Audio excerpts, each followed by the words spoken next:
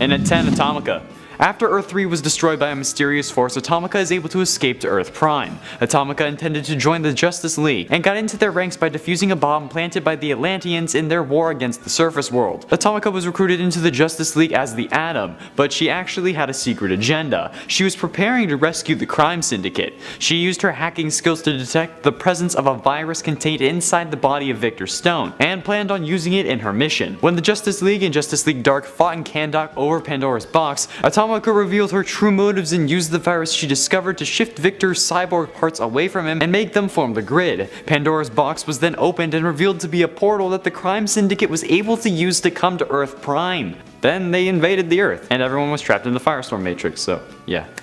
And at 9, Element Woman. Emily Sung can transmute her body into different compounds, gaining her powers under unknown circumstances. And when the League was said to be defeated during the war between America and Atlantis, Cyborg recruited a group of metahumans who would be useful. Element Woman was one of them. During the meeting that came after, the Big Seven agreed that there was nobody else like Element Woman and that she was going to be very useful, so they recruited her along with ATOMICA and Firestorm. When the crime syndicate invaded Earth Prime, she was trapped inside the Firestorm Matrix along with the other heroes. When she was released along with everyone else, her powers had interacted in a weird way with firestorms, and she was teleported a random distance away. The ordeal left her scarred, and it didn't help when the members of the League didn't come looking for her.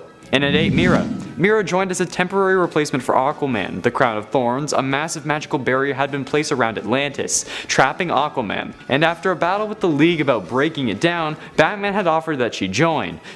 During her time with the League, she had several adventures on the surface world. She was in the battle with Shirak and faced the time-displaced descendants of the League. This caused her to meet with a possible daughter from the future named Serenity. She joined in Justice League Volume 3 number 24 and still remains active to this day. She has helped the League several times since then, and the League has helped her in return. Typically not all at once, just a couple of members, like when she called on Superman and Wonder Woman to help hold the villain known as Eel hostage because she was sick and couldn't do it with her powers. And at 7, Simon Baz. Simon Baz was strapped for cash, so after giving up street racing he started stealing cars. Eventually he stole a car filled with explosives and ended up getting arrested and presumed to be an enemy of the state. He was deported to Guantanamo Bay where he was nearly tortured despite his plea of innocence. That's the moment a Green Lantern ring burst into the room, deeming him worthy and removing him from the facility. After disappearing, the League found him and he restated his innocence, even allowing Wonder Woman to golden lasso him. But the ring he had used to belong to Sinestro and Hal Jordan, so it reacted violently to the contact and he fled in fear. He joined the League in Justice League of America Volume 3 number 5 as a reserve member to be called upon when the time is needed, and he is the partner in Anti-Crime too. And at number 6, Jessica Cruz. After stumbling upon mobsters hiding a body and the murder of her friends, Jessica Cruz developed a debilitating anxiety and locked herself in a room for 4 years. During the crime syndicate's invasion, she was chosen by the Ring of Volthoom, after its owner Harold Jordan of Earth 3 was killed by Sinestro. The ring forced itself upon Jessica and took over her body and mind. Under the influence of the ring, she attacked her hometown and fought the Justice League and Doom Patrol. After Batman intervened, she was able to gain control of herself and overcome the influence of the ring. He told her that he was a victim as well, and that finding strength can overcome any fear. The Flash then called in Hal Jordan to teach Jessica how to stay in control of her ring, and under his tutelage she mastered the foreign ring. When Darkseid's daughter summoned Black Racer to kill the Flash, Jessica sacrificed herself to stop him, but in fact the entity inside the ring was the one who perished, crumbling the ring, but allowing her to become worthy of getting a new one, becoming a Green Lantern, and being assigned to work alongside Simon Baz by Hal Jordan. She joined in Justice League Volume 2 number 35 as Power Ring, then became a Green Lantern in issue number 50. Halfway through at number 5, Lobo. In DC Rebirth, Lobo was one of the villains set free by Maxwell Lord, returning him to his pre-New 52 persona. He was a part of the first Suicide Squad, but Batman eventually implants a bomb in Lobo's head and detonates it, knowing it will regenerate. When Lobo discovers that Batman did it to set him free of Max's control, he accepts Batman's offer to join a new incarnation of the Justice League to repay him. This causes him to be a founding member of the Second Justice League of America, along with Black Canary, Ray, and others. Lobo possesses strength comparable to that of Superman, but this varies from writer to writer. Sometimes he's even shown as just slightly stronger than a human. His extreme durability varies as well, but he is always shown as a ruthless bounty hunter who will complete a contract once it's taken, unless he gets a counter contract for more money. Then he takes that, which is understandable and a great way to run a business. He would be on Forbes Top 100 for sure. And at 4, Ryan Choi. Ryan Choi is the teaching assistant to Ray Palmer, aka the Atom. Ryan ended up becoming a friend to Ray, where he would talk about his superhero escapades, and working alongside him had Ryan become just as proficient with the tech as Ray himself. When Ray became trapped in a remote location, he sends a message to Ryan asking him to lead the search for him. And when returning to the lab, Ryan runs into Batman and Lobo, who wanted to recruit Ray for the second Justice League of America. When Ryan says that Ray is missing, Batman leaves. But Lobo is so impressed with the equations that Ryan had written on the board that Batman recruits Ryan instead. After being recruited, Ryan travels to Oregon where he assists in the recruitment of the Ray, being another early member to join the Justice League of America too. Ryan is also considered a founding member. Ryan Choi was also introduced in the CW crossover for Crisis on Infinite Earths, and now it's been announced that Brandon Routh, the current CW Atom actor, is leaving the show, but not by choice. So perhaps they're making way for another Atom, since Brandon does play Ray and Ryan Choi is now here. And at 3, Killer Frost. The Rebirth version of Caitlin Snow seems remarkably similar to the CW version. This is probably where the show got the idea, especially when the first Killer Frost Rebirth comic starts off with "My name is Caitlin Snow." At some point before Rebirth started, she was captured and transported to Belle Reve, where she was forced to join the Suicide Squad. After reforming and saving the world from Eclipso, a cosmic entity representing the wrath of God, by absorbing a small amount of life force from all Justice League members and then blasting the hell out of Eclipso. Get it? Because he's the wrath of God, so he's blasting the hell out of it? No? Okay, I'll stop. As I was saying, she defeated Eclipso and saved the world, so Batman released her on parole and recruited her for the Justice League of America too. She defeated Eclipso in Justice League vs. Suicide Squad number 6 and joined the JLA 2 in Justice League of America Rebirth number 1, and is considered a founding member as well. Penultimately, at number 2, Starman. Will Payton was a 1980s superhero. He gained the abilities of flight, super strength, slight shape-shifting, altering appearance, and blasts of energy after being struck by a bolt of energy from a satellite. However, he had seemingly died fighting Eclipso. In the 1990s, it was revealed that his fate was not what it appeared. The bolt of energy that had given him his powers in the first place was revealed to be the essence of an alien prince named Gavin. Really? You're an alien prince, but your name is still Gavin? I don't care if it's spelled with a Y, come on. Who also went by the moniker Starman. A present-day version of Lex Luthor was pursuing him for his powers' secrets, so he traveled back in time and captured Payton, bringing him back to the present and experimenting and torturing him. He gained crucial information that he then wiped from Will's memory. However, Will somehow managed to escape and found his way to that era's Justice League, joining them in Justice League Volume 4, number 14. Finally, in at number 1, Detective Chimp. The Justice League Dark Team was a first-wave title for the New 52. The team was supposed to be something emotionally darker, according to the creator Peter Milligan, who compared the characters to detectives who struggle to cope with the things they see and have to do. The story started off with the Enchantress's defeat of the Justice League, proving the necessity for a more supernatural team to assist in these kind of events. The team originally contained 17 members, but in DC Rebirth, the team was shortened to 7, including Man-Bat, Dr. Fate, Zatanna, Swamp Thing, John Constantine, Wonder Woman, the leader of the team, and Detective Chimp. I love that a monkey was able to become a Justice League member. Well, I mean, technically Justice League, but like, not really. Like, Justice League adjacent. Monkeys are my favorite animal anyway. Kicking off the list at number 10, we have Element Woman. Making her debut in Flashpoint Volume 2, Issue 1, she was actually recruited by Cyborg to help prevent an upcoming war between Wonder Woman, Amazon's crew, versus the Aquaman and Atlantean's crew that was destroying Europe. So she tries to help out, but Shade, the changing man, uses his M-Vest to reveal that Element Woman, Emily Sung, was insane. Awesome, okay, cool, way to expose our girl. So Cyborg recruited Emily and other metahumans, and the Justice League figured Element Woman was too powerful to not include in the fun. Come on, you gotta get her in there. Alongside Firestorm and Atom. Like Metamorpho's power, Element Woman could transform into any of the elements found in the human body, and then craft them how she pleases.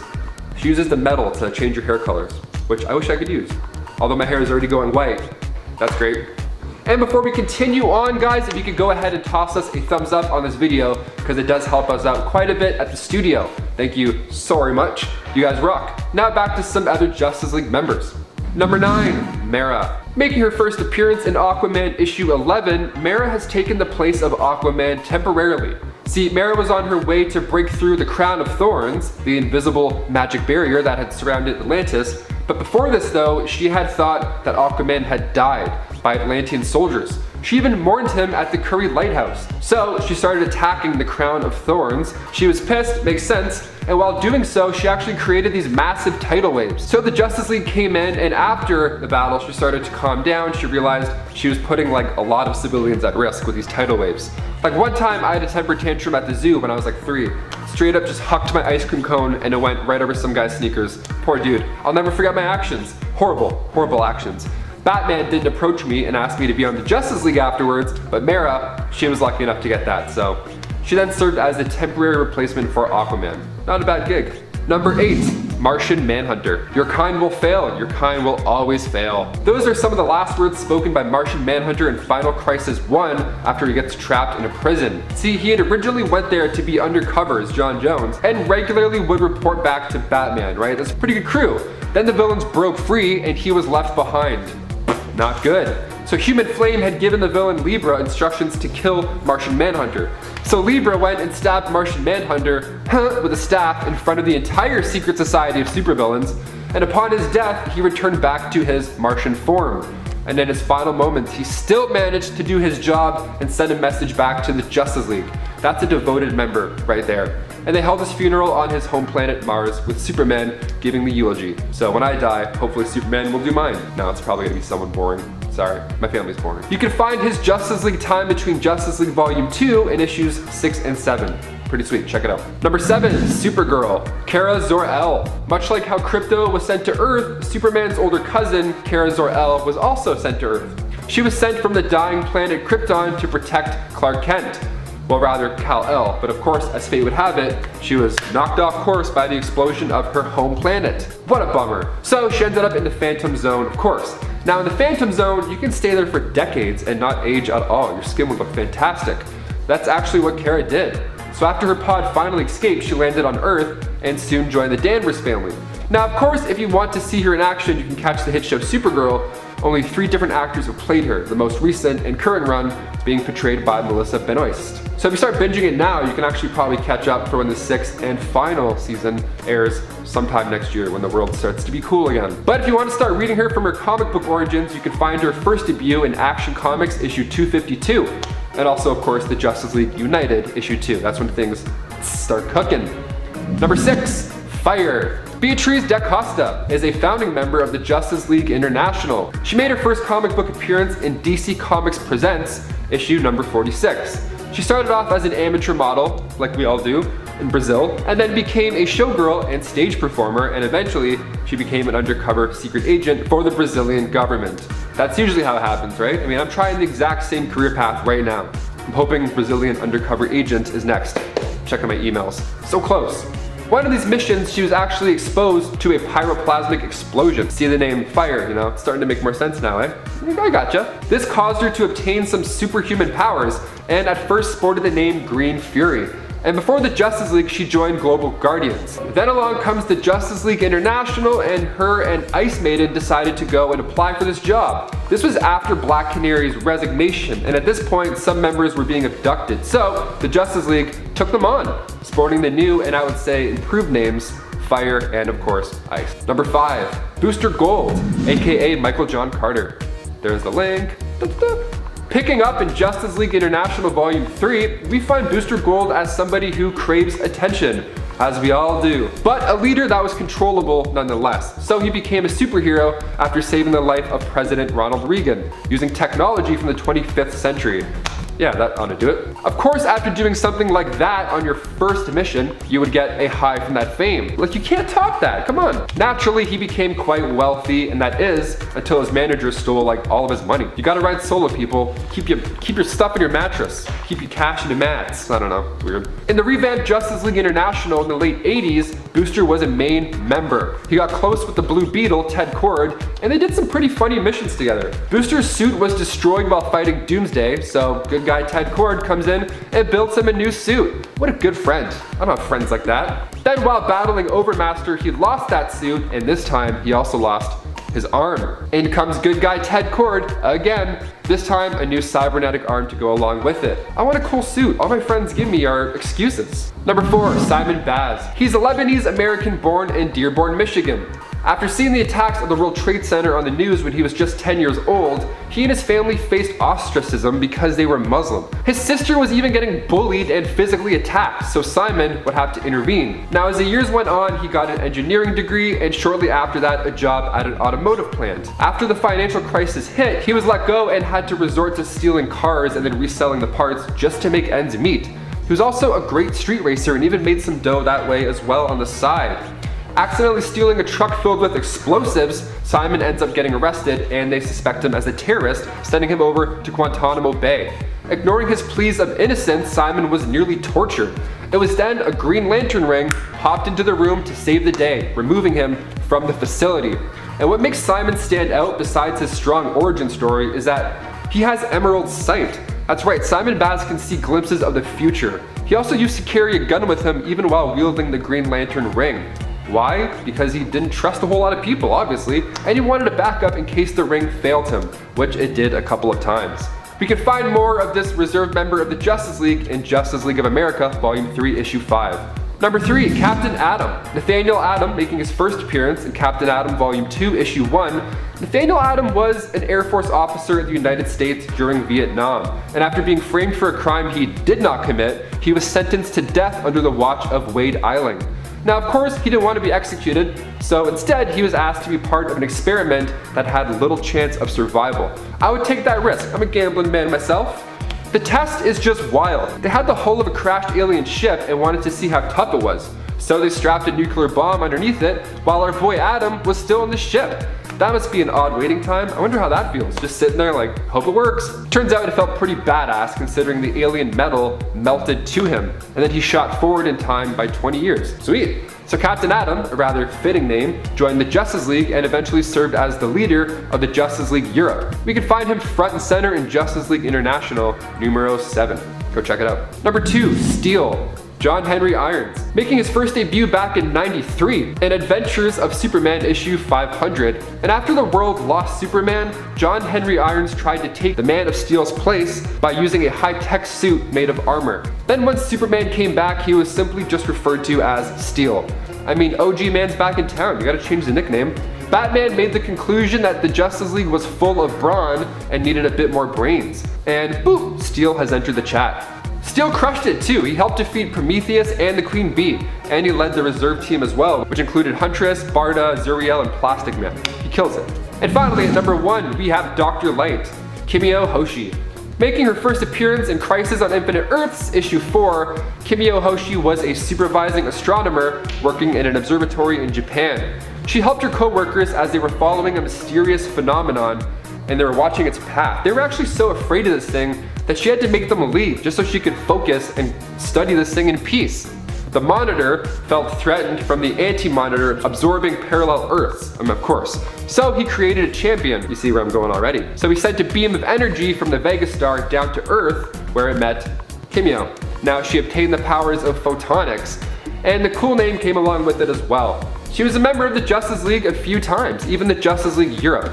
And following Infinite Crisis, after her powers were returned, Oracle invited Kimio to join the Birds of Prey. But after she didn't make the cut on their first mission, she found her more suitable location with the Justice League instead. Number 10, the Demons 3. The Demons 3 are the demon brothers that ruled the galaxy 1 billion years ago until they were banished by the Timeless Ones. Felix Faust summoned their power using a bell, a wheel, and a jar that they had created for this purpose, only to be foiled by the League. They later worked with Neron against the League, trying to bring the moon down upon Earth, and then skip ahead to the 25th century and we see the Demons 3 released from their prisons once more.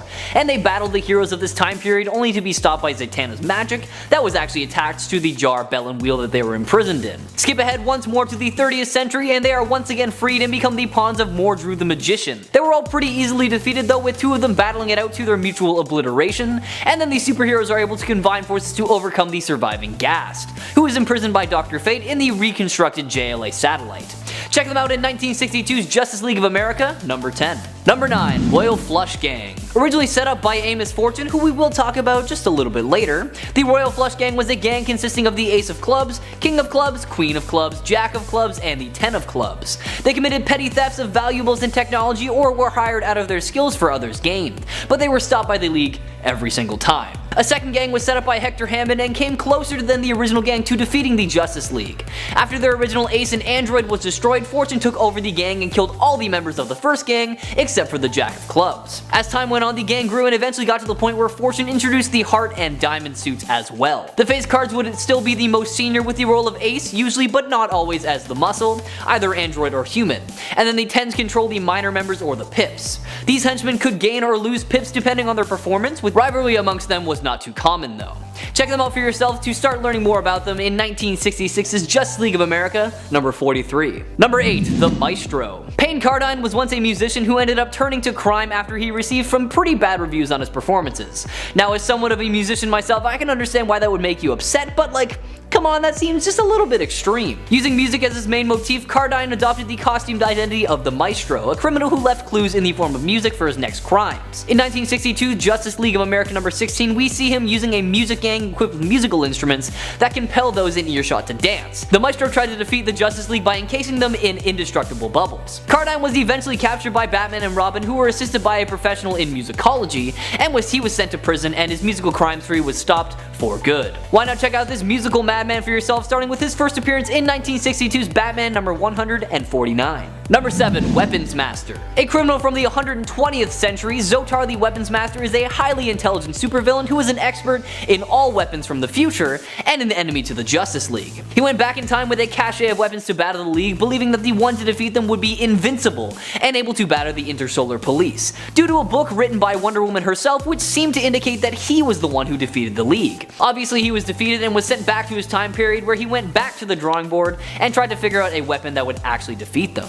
Since then, he has returned to plague other incarnations of the League on several occasions, like when he tried to obtain Green Lantern's power ring, or when he was the leader of a cult that worshipped the League, although he has been defeated each time. Check him out for yourself, starting with 1980's The Brave and the Bold, number 29. Number 6. Saturna. Known as the Lord of Misrule, Saturna was an intergalactic warlord who took control of countless worlds, with few being able to oppose him. He had conquered many planets including Mos Steel and was nearing victory on Terra Arcana. However, he didn't realize that the two of his top lieutenants, Simon Magus and Tazala, were stealing and dealing behind his back, selling off conquered planets to a human property development firm. Needless to say, he was not too happy about that one bit. I'll admit that Saturna was a bit of a showman and spent more time honing his public image than actually focusing on subduing his conquests. He was defeated and killed by the Creature Commandos, who was eventually killed by Tazala when he was no longer of use to her. Give his story a read for yourself, starting with his first appearance in 1961's Justice League of America number 2, all the way until his death in 2000's Creature Commandos number 8. Number 5. Amos Fortune. A persistent villain to say the least, this Justice League baddie used several luck-based ploys like the Royal Flush Gang, the Luck League,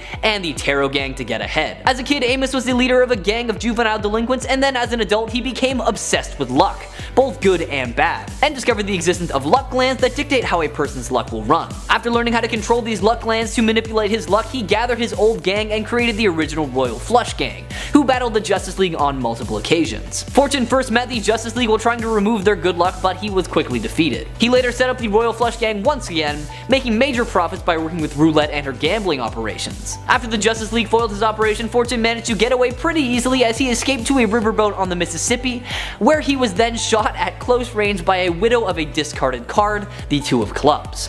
Check out his story starting with 1961's Justice League of America, number 6. Number 4. Epoch, Lord of Time. A powerful being from the year 3786, Epoch, the Lord of Time, goes head to head with the Justice League of America using his Chrono Cube to peel back the 4th dimensional veil of time. Since his initial defeat by the JLA, this fugitive from the future learned how to move laterally and diagonally through history, accessing armies and weapons spanning across millions of years. His greatest desire was to conquer space and time, and to make sure his bid to rule all reality was successful, he sought out to eliminate the Justice League's ancestors, erasing them completely from existence, which he was more than capable of doing. At some point, the Lord of Time created a frozen moment in history called Time Point, and he eventually evolved into the being known as Epoch, who wanted to master the time stream, changing events to grant him power. Epoch seemingly died in the JLA Wildcats crossover, however he did return once again as the Lord of Time in the Brave and the Bold series.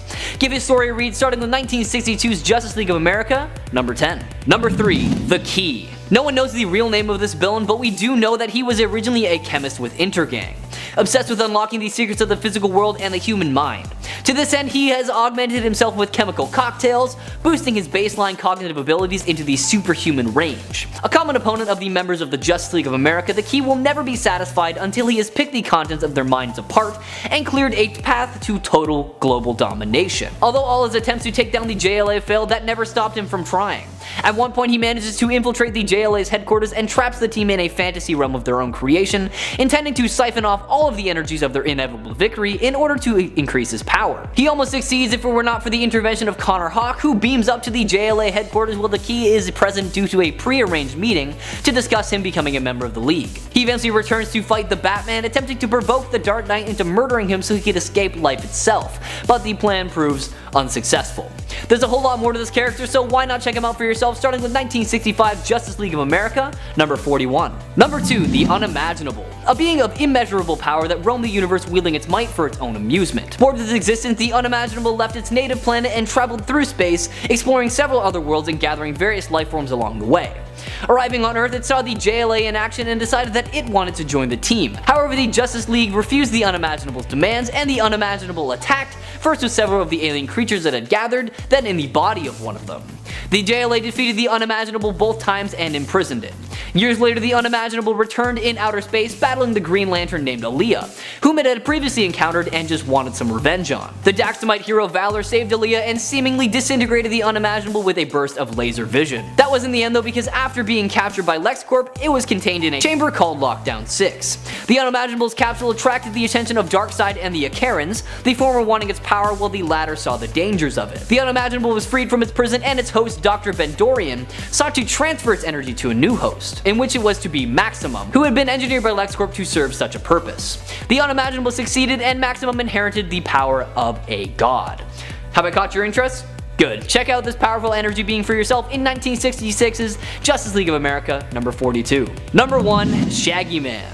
Created by Professor Andrew Zargarian, the Shaggy Man is a synthetic being that proved time and time again that it was pretty much unstoppable, as it was capable of regenerating its destroyed body parts and was also just ridiculously strong. To defeat the virtually immortal Shaggy, the original Justice League of America obviously created a second Shaggy Man to battle the first, and the two just duke it out in an underground cavern where they remain buried for all of eternity. It was later revealed that Aquaman put the unconscious Shaggy Man in a capsule and placed him 20,000 feet below the surface of the ocean just for safety's sake. The Shaggy Man was later freed by Hector Hammond and transported to the Justice League satellite. This time it was Green Lantern who succeeded in defeating him by using his power ring to shrink the monster to a miniature size and imprisoning him. Fast forward a bit and the Shaggy Man popped up in Arizona, where the Green Lantern just straight up dropped a mountain on him. Soon after, the town of Justice was built around the mountain, and eventually the Shaggy Man broke free of his mountain prison. The Justice League defeated him after learning from his creator, Professor Zargarian, that the Shaggy Man's fur was a fiber optic conduit for energy created by photosynthesis. The Justice League managed to shave him and dump him on the dark side of the moon before his hair could grow back, and well, that was that. Check them out for yourself, starting with 1966's Justice League of America. Coming in at number 10 on our list, you can't go listing off members of the Justice League without somehow including Batman. In a superhero group consisting of aliens, metahumans, and even literal gods, somehow a mere human being named Bruce Wayne is capable of not only keeping up with the DC Universe's best, but does such a good job of it that he's considered one of the Justice League's most central and fundamental members. Add that to the fact that Batman's got a dossier for each and every member of the Justice League just in case they ever go rogue or find themselves compromised by supervillains, and Batman goes to show that knowledge is power even if he doesn't quite have any super strength of his own. At number 9, we've got our first Kryptonian hero of the list with the one and only Power Girl. Biologically the same person as Superman's cousin KARA-ZOR-EL, aka Supergirl, Power Girl is from the destroyed Krypton of the alternate universe of Earth 2. While not quite as powerful as the Superman we all know and love, given Kryptonians' lower power levels in this universe, Power Girl is still a mighty force to be reckoned with super speed, super strength, flight, and heat vision all combining into one package. A benefit she has compared to both Superman and Supergirl is being immune to kryptonite, although magic's effectiveness against her is unfortunately still very much a worry. Nevertheless, Power Girl has shown many times over the years that she's far more than just a sex symbol, and has very much earned her place among the ranks of the Justice League. Coming in at number 8, we've got Hal Jordan, the Green Lantern. Originally a test pilot working for the military, Hal Jordan became a member of the legendary Green Lantern Corps after being gifted a ring by a dying member of the Corps, Abin Sur. Out of all the members of the Justice League, the Green Lantern's power set allows the most creativity, with Hal Jordan able to make constructs out of pure green light and willpower that can take the shape of anything he sees fit. Combined with increased strength and the ability to fly throughout the cosmos, the Green Lantern is an essential member of the team on any space-related adventures, and with the only limit to his constructs being his own willpower, the Green Lantern can be very tough to beat. Speaking of green and powerful cosmic superheroes, at number 7 we have the one and only J'onn J'onzz, otherwise known as the Martian Manhunter. The last son of Mars, because apparently the Justice League is all about hiring the last people from dying planets, the Martian Manhunter possesses many of the same strength and speed-based powers as other spacefaring heroes in the DC universe, but with one particularly impressive twist. He can change his body and appearance into any shape he desires, from impersonating humans and blending in on Earth, to creating clothing and weaponry out of his own molecular structure. With an incredibly tragic backstory that saw him losing both his wife and child during a civil war on Mars, J'onn J'onzz has since then spent his days protecting his new adopted planet of Earth and aiding the Justice League when evil arrives from beyond the stars. Coming in at number 6, we have a character that would definitely rank much higher on this list if his powers were a bit more stable.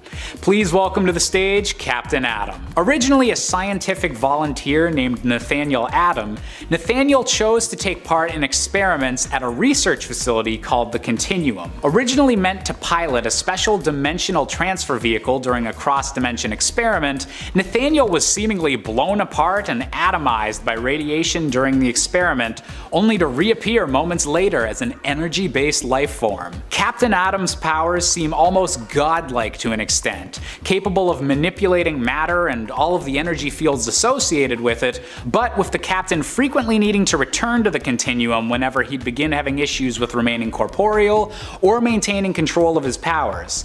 And while the Justice League doesn't ally with him often, given the potential danger of his radioactive abilities, he really knows how to pack an atomic punch when he's needed. At number 5, we have another central member of the Justice League with the incredibly iconic Wonder Woman. Otherwise known as Princess Diana of the Amazons, Wonder Woman is the literal daughter of Zeus, and is one of the physically strongest beings in the DC universe. Her strength and speed are capable of reaching incredible levels, and while her healing and invulnerability aren't quite up to the level of a Kryptonian's, she does have a much stronger immunity to magical-based attacks. Combined with her ancient Amazonian equipment such as the Lasso of Truth, and you'd have to be a fool to try and mess with Wonder Woman. Coming in at number 4, we have the one and only Billy Batson, aka Shazam. It may seem odd to put a literal child so high up on the list of DC's most powerful superheroes, but Billy Batson's secret is that by merely saying the magic word of Shazam, he is able to transform into one of the most powerful, godlike beings in the DC universe, combining his powers from the Greek heroes and deities of Solomon, Hercules, Atlas, Zeus, Achilles, and Mercury. With all of these strengths combined, Shazam has been able to stand toe-to-toe with Superman himself. It's only his need to occasionally go back to his original kid form that stops Billy Batson from permanently being at the top of this list. At number 3, we have none other than Dr. Fate. Born under the name of Kent Nelson, Dr. Fate is a superhero that derives all of his powers from his equipment in the form of the Helmet of Fate, an ancient artifact that is literally billions of years old and contains the powers of Nabu, a cosmic being with limitless magical power as the Lord of Order. This means that while wearing the helmet, Dr. Fate is essentially a god with all of his magical abilities, capable of reshaping reality and seeing glimpses of the future.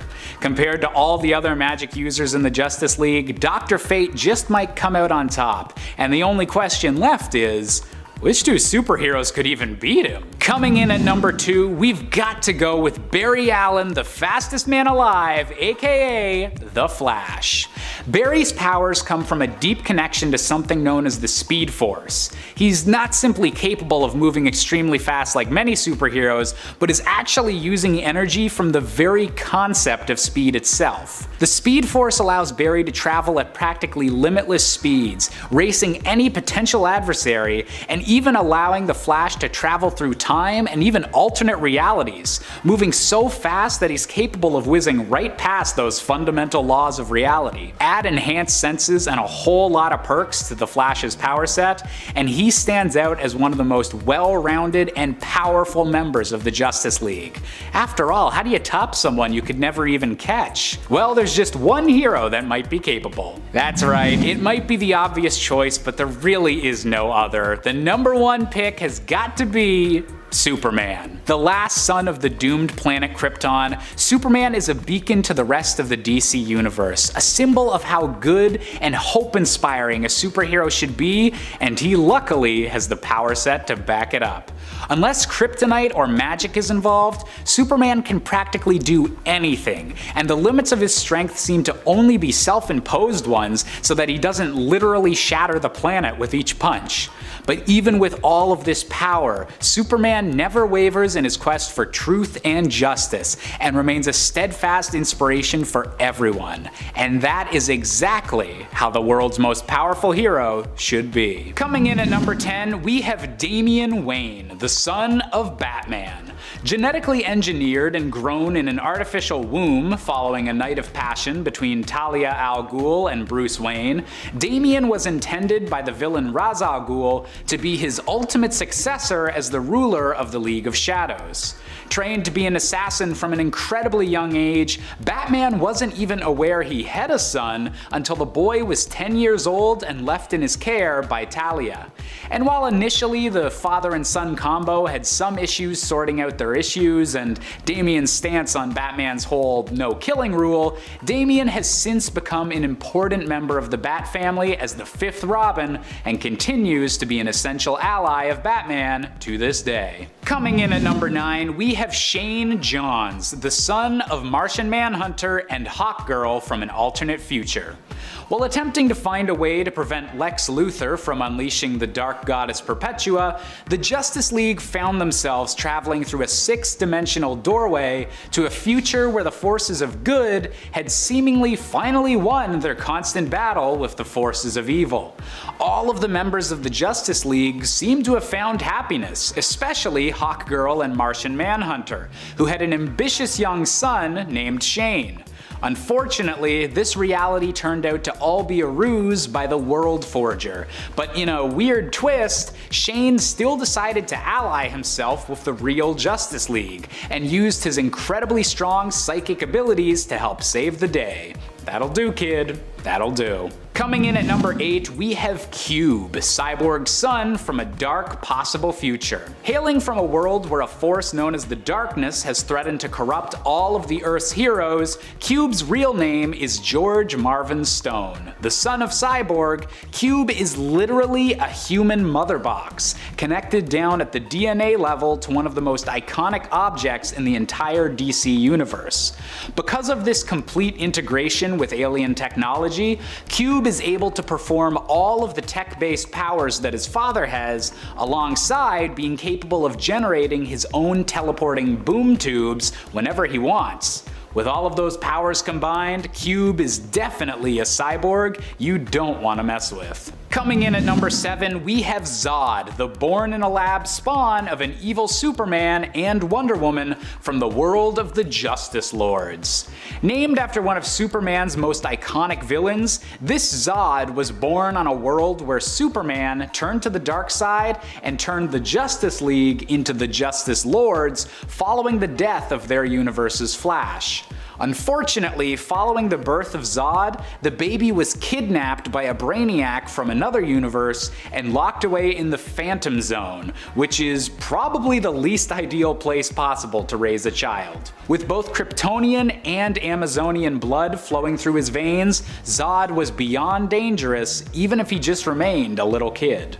Coming in at number 6, we have Nightwing, the adopted son of Batman and the very first Robin. While not biologically a child of the Justice League, Dick Grayson has been by Batman's side since nearly the very beginning, essentially adopted by Bruce Wayne following the death of his circus performer parents, and becoming the very first Robin, the Boy Wonder.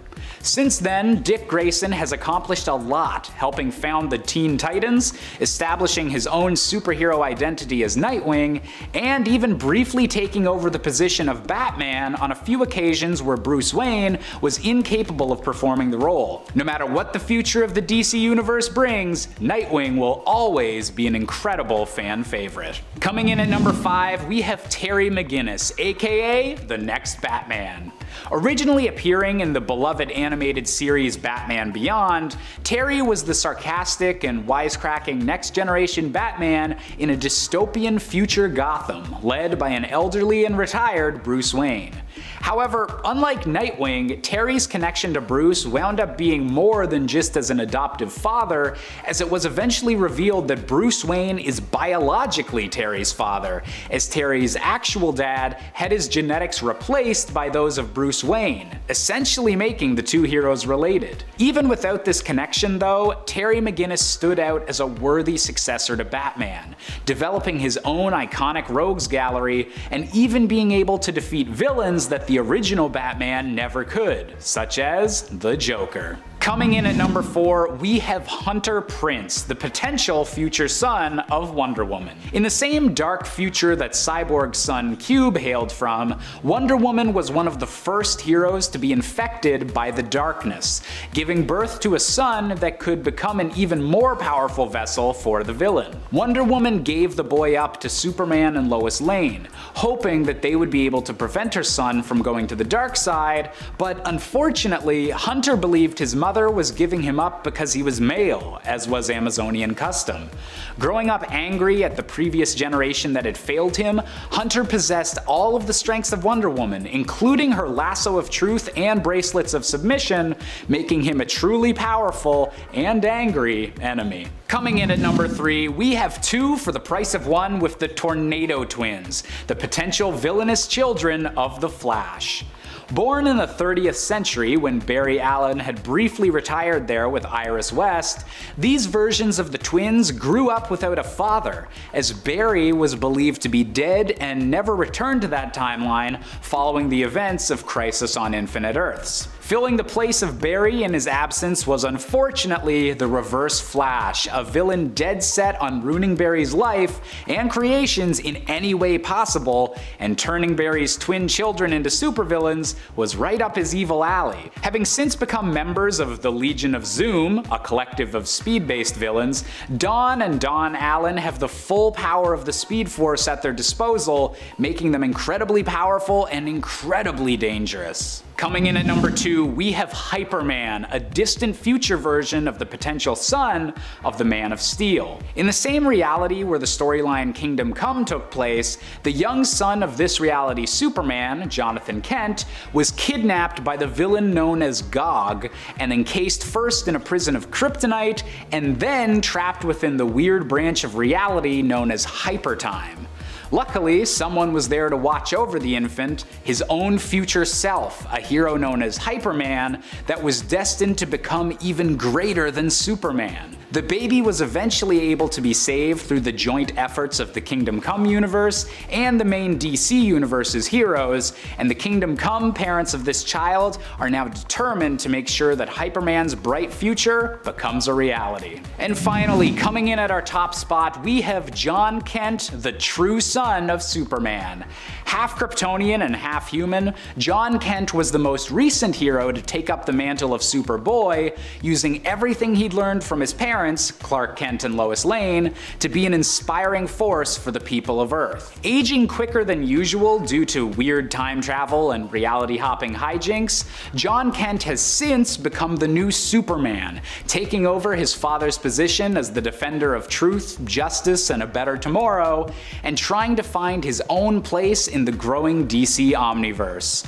And to make things even more interesting, Batman has even theorized after examining John's DNA DNA that the unique combination of human and Kryptonian genetics in his blood might mean that he could surpass even his own father when it comes to power once he's fully grown.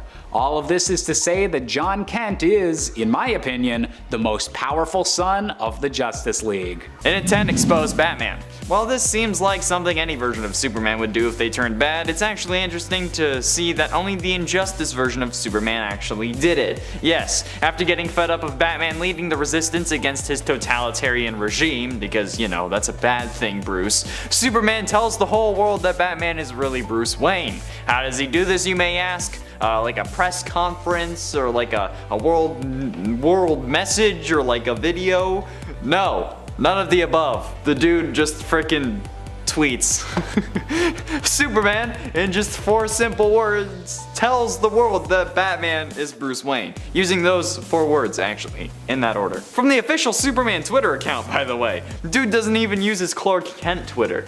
Like, he's still hiding behind his identity, but he decides to out Bruce's. That's hypocrisy right there. But I guess that's all politicians. With over 2.5 million retweets and over 3.5 million favorites, this is certainly #1 on trending for sure. At least until Kim K posts a pic in like a sexy Batman costume, so that the whole Bruce is actually Batman thing moves to #2, and then the whole internet breaks again. And at 9, joining Reverse Flash. In Tales from the Dark Multiverse 1, Flashpoint, we see a world where Barry Allen died while attempting to get his speed back with Thomas Wayne in the Flashpoint timeline. This leads to Reverse Flash claiming to be the Flash and trying to end the war with the Atlanteans and Amazons by threatening them.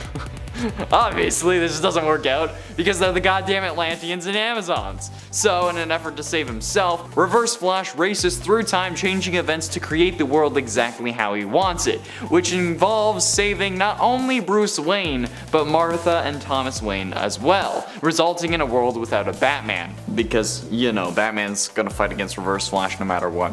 So just getting rid of Batman, this is the smartest thing any villain has ever done, straight up. But on the final page of this issue, we see Eobard with all the new heroes he ended up creating and convincing them to join him, as we can see by the Reverse Flash symbols on their suits. Even Green Lanterns and Wonder Woman has one.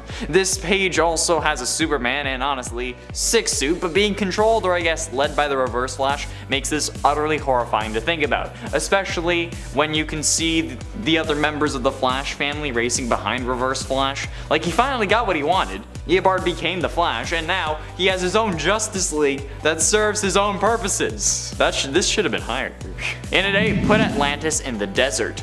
Superman has his dark moments in Injustice. This especially includes Injustice Gods Among Us #12, written by Tom Taylor with art from Mike Miller and Tom Denerick. Injustice Gods Among Us 12 shows readers Aquaman unleashing Atlantean armies on coastal cities around the globe as a way to show Superman that, you know, it's not gonna happen. Atlantis will not be taken. Superman, of course, takes this as a threat, because of course he does, and you know, Batman knew this would happen. But Aquaman, being Aquaman, refuses to back down, and Superman decides to teach him a lesson. But rather than actually like attacking and probably killing Aquaman, Superman enlists the help of Wonder Woman and the Green Lantern to literally lift Atlantis from the ocean and set it down in the middle of the Sahara Desert, as far from water as he could possibly get on Earth.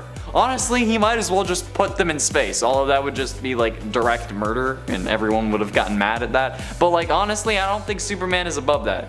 This guy is a frickin' monster. And it's 7, killing Green Arrow. Being as powerful as he is, it's important that Superman keeps a tight grip on his sanity and his powers, because, you know, a huge part of the reason that Clark trusts Bruce with shards of kryptonite is because he knows that he can end up being used as a weapon or just going crazy if Lois dies.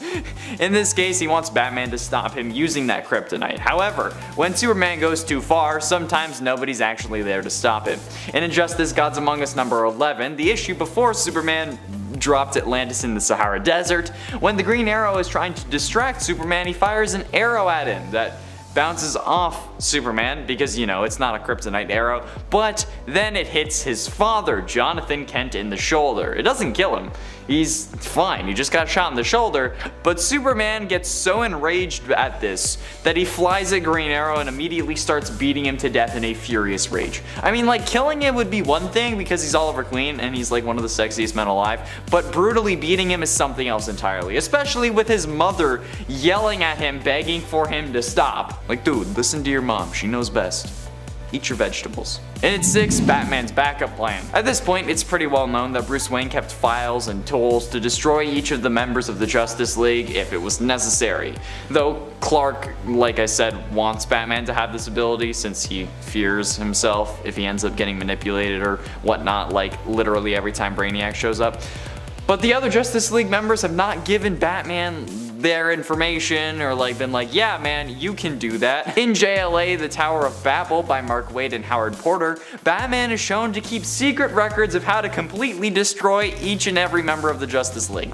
These records are then taken by Ra's al Ghul and used to decimate the League, proving an ultimate betrayal on the part of Bruce Wayne. Okay, I get it, like I understand the desire to be prepared since, you know, people in this universe seem to be turned by villains like Brainiac on a regular basis, but that's what Task Force X is for. That's why we have a whole game called Kill the Justice League. You don't need to have like a super secret, this is how you kill all of us hard drive that just begs for every single villain to try and steal it. Like, it's kind of stupid how you thought that was a good idea. All you need to do is have it in your brain. You're the world's greatest detective and you couldn't detect that that was a bad idea. Halfway through into number 5, Wonder Woman destroying the Justice League. When it comes to power and skill levels, Wonder Woman is arguably one of the strongest members of the Justice League. Characters like Superman and Martian Manhunter may have incredible power as aliens, and Superman especially may well just be the most powerful hero of all, but Wonder Woman is also basically a deity, at least being a god adjacent, because, you know, she's an Amazon. She's one of DC's most powerful heroes, if not their most powerful hero, especially if Kryptonite's around, and she has to keep her abilities and powers in check, much like how Spider-Man always has to pull his punches so he doesn't kill someone. However, in a one-shot called JLA A League of One, written by Christopher Moeller, Wonder Woman realizes that the Justice League are just holding her back. She realizes that the entire league will be destroyed if she doesn't stop them herself, so she takes on each member of the Justice League and takes them down on her own so that she can act individually, kinda like a mini version of Marvel's Civil War but on a much smaller and less daunting scale. Though understandable, this is still an initial betrayal and a major hurt. Luckily for Wonder Woman, her team does forgive her, because, you know, she didn't actually kill them. Maybe she was just having a midlife crisis, we don't know. In at 4, Aquaman and Wonder Woman War. Ha, it rhymes. Ah, look at that, I managed to squeeze 2 Flashpoint numbers onto this list, hell yeah. I mean, they're different Flashpoints, but still. In the animated The Flashpoint Paradox movie in the DC animated universe, the world is much different to its CW counterpart, and, like, kind of the general DC universe, mostly due to the war between Aquaman and Wonder Woman, who end up being the villains of the movie, thanks to them being former lovers while Aquaman was married to Mera, and then Wonder Woman then killed Mera when she tried to get revenge for her sleeping with her husband. But to be fair, she also wears Mera's crown after she kills her, so it's not really like it was like, oh yeah, it was self-defense. However, this war actually resulted in the destruction of the planet at the exact moment that Barry was able to get enough speed back to get back into the Speed Force and set everything straight. It's a really suspenseful moment where Reverse Flash had just been killed by Batman, so Barry would have enough speed to run back and stop himself from saving his mother. He managed to get into the Speed Force just before the world's destruction caught up with him. It's absolutely insane. It's very Justice League Zack Snyder cut-esque. However, I'm pretty sure they got it from this movie either way. He managed to get back into the Speed Force before the world's destruction, and then the world was destroyed. But, so yeah, it's a bad thing, okay? Even if the Justice League isn't really a thing in this universe, it was still their fault. Getting close to the end, in at number 3, Injustice. I think the whole Injustice Earth is enough of a sin to earn a spot on this list. Just the entirety of the Injustice world is truly an injustice. In a parallel universe, the Joker tricks Superman into killing his pregnant wife Lois Lane and detonating a nuclear weapon that destroys Metropolis, killing millions of people. Mad with grief and rage, and because, you know, Lois Lane died in this universe, Superman goes dark and murders the Joker, quickly losing his moral compass. 5 years after this moment, Superman has formed the One Earth regime to enforce global peace through fear, and rules the Earth as a ruthless dictator with an iron fist. Or I guess a steel fist. Get it? Because he's the Man of Steel. Anyway, alongside many other heroes and villains, he recruited or forced into joining him and killing any who oppose him. Batman ends up establishing the insurgency, which is actually supposed to oppose Superman's regime, and then that's why he exposes his identity. But then the ensuing war between the factions just leaves the Justice League disbanded. But either way, this is probably one of the darkest timelines. Penultimately, in at number 2, ruled the world. Usually when people talk about Superman ruling the world, they're talking about injustice. And while that is a great story and an example of what can go wrong with superheroes, the story of the King of the World is actually a good cautionary tale about Superman other than injustice. In the late 90s, this story features a series of prophecy-like dreams that make Superman realize that his regular MO of just flying around and waiting for disasters to happen isn't really working. And Kal-El decides to be a little more, proactive. In this case, that means building a series of spy satellites to survey Earth, helping Superman keep track of everything that's happening all at once, and then giving up his life as Clark Kent to work as Superman full time. Sleep deprived and losing his grip on humanity, Superman starts interfering more and more in Earth's affairs, toppling extremist governments and even changing the weather. When he realizes that he still can't be everywhere at once though, the Man of Steel deploys an army of Superman robots to help maintain law and order. Again, making him a benevolent dictator, only snapping out of it when he gets a kiss from Lois Lane. None of the Justice League really tries to stop him either, they just kind of accept it, which is surprising, especially for Batman. Although I find it funny how the Man of Steel deployed Men of Steel. And finally, in at number 1, getting Alfred killed. Look, after Bruce Wayne loses his parents, Thomas and Martha, he's a young boy, okay? The only person who can truly take care of Bruce is Alfred Pennyworth, the Wayne family butler. However, Alfred ends up becoming like a second father to Bruce, raising him to adulthood and caring for him throughout his entire life. He also cares for Bruce's children, as a grandfather, and sometimes even more of a father than Bruce to them. Alfred is incredibly important to Bruce, and probably the only family that the man truly has left. But in Injustice Year 5, number 23, Alfred is spending his birthday alone at Wayne Manor. Unbeknownst to him, Superman has sent the supervillain Victor Zsasz to interrogate him, an altercation which will ultimately result in Alfred's death. I know it was the Injustice Earth, okay, and Supes is a horrible person there, but honestly, think about it. This is the worst thing that Superman, and by proxy his Injustice League, has ever done, because Alfred is the purest character in all of DC Comics. And in the moment that Alfred died, so did a piece of the DC universe. It doesn't matter if it was in one of infinite Earths and it was one of infinite Alfreds, none of them deserved this.